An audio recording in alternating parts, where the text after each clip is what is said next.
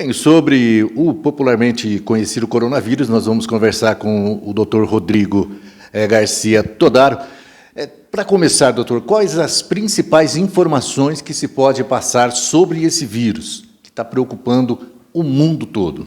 É um vírus que não é novo, né, Beto? É um vírus já conhecido, tiveram 2 surtos desse vírus já, nessa última década.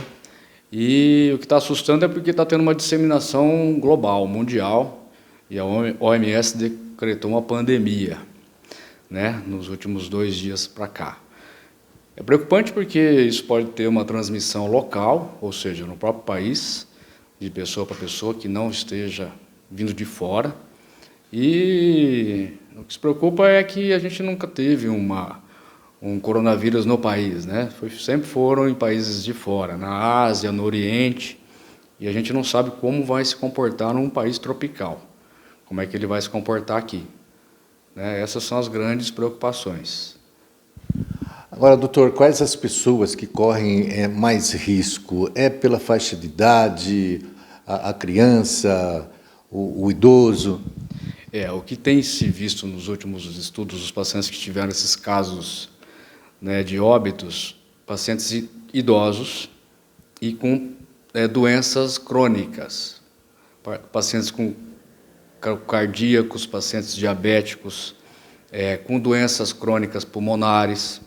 Esses pacientes têm que ter mais precaução, né, porque são mais vulneráveis. Os idosos têm uma deficiência já de imunidade pela própria idade.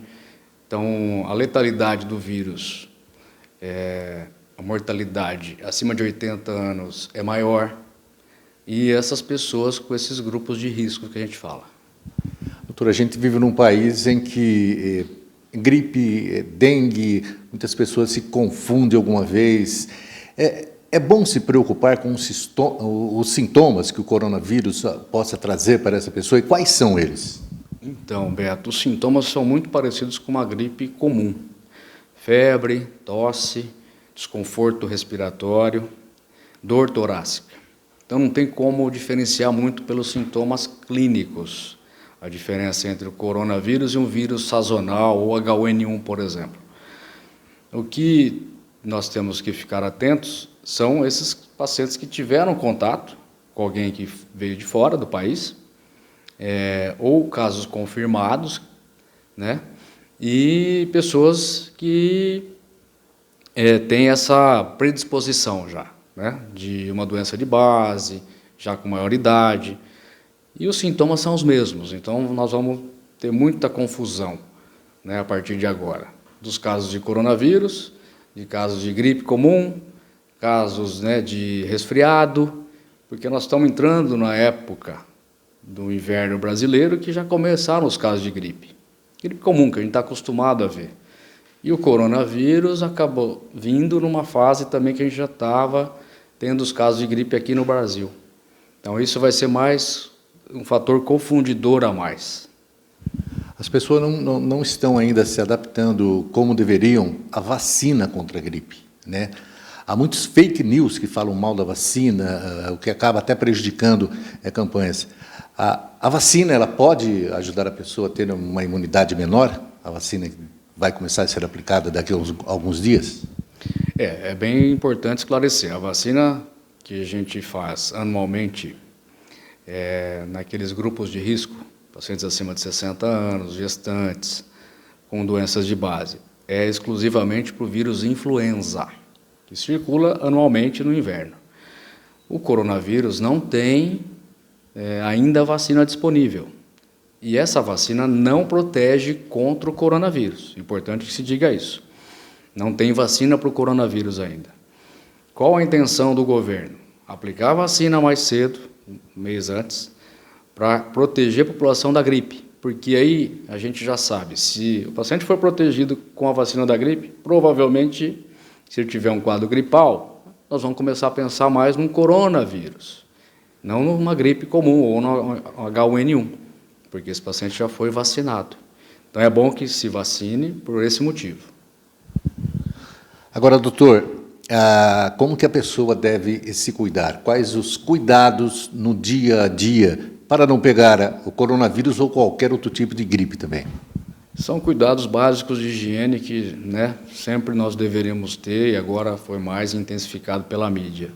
Lavagem de mãos, álcool gel, se não tiver disponibilidade de lavar as mãos sempre. Etiqueta, né, respiratória, que é ao tossir, ao espirrar, ter um lenço, né, de papel à mão, né, usar o antebraço para se proteger ao tossir, para não transmitir para as outras pessoas. Ter uma distância de 2 metros, quem está com sintomas, para não transmitir para os entes mais próximos, familiares, colegas de trabalho. Esses são basicamente os principais cuidados. E qualquer sintoma, tosse, febre, procurar um auxílio, né? Um posto de saúde. A maioria dos casos de coronavírus são casos leves, 80%. Os casos severos, 15%. Os casos graves, 15%. Os casos severos que necessitam de intubação, ventilação mecânica, 5% dos casos só. Então é importante saber que, embora tenha uma transmissão desse vírus na população alta, a letalidade, a mortalidade, melhor dizendo, é baixa, né? Então tem que ter o cuidado, precaução e higiene de mãos e álcool gel sempre que possível. Bem, doutor, alguma informação que o senhor queira passar a mais do que nós perguntamos? Fique à vontade, por favor. Não, eu acho que é importante, né, que agora nós estamos tendo essa consciência que a higiene, né, respiratória é importante e não há necessidade de usar máscaras cirúrgicas. Quem não está doente, a máscara cirúrgica a gente usa só em pacientes que estão sintomáticos, né, e não há pânico, necessidade de sair com máscara por aí, para a rua, porque só quem tem sintomas. Quem tem sintomas, a gente orienta a ficar em casa, né? Melhorar os sintomas gerais, procurar um auxílio médico para tentar diagnosticar se é uma gripe comum ou outro tipo de vírus e, né, tentar, dentro da normalidade, seguir a vida normal. Se automedicar, nem pensar. Sintomáticos, né? Até porque o coronavírus não tem ainda um medicamento específico, assim como a gripe comum tem. Sintomáticos, que é Tilenol, evitar anti-inflamatórios, evitar corticosteroides, que diminui mais a imunidade do organismo ainda. Sintomáticos, né, Tilenol, dipirona, hidratação, né, e repouso se tiver com algum sintoma e tentar evitar contato muito próximo, de 2 metros, com as pessoas próximas.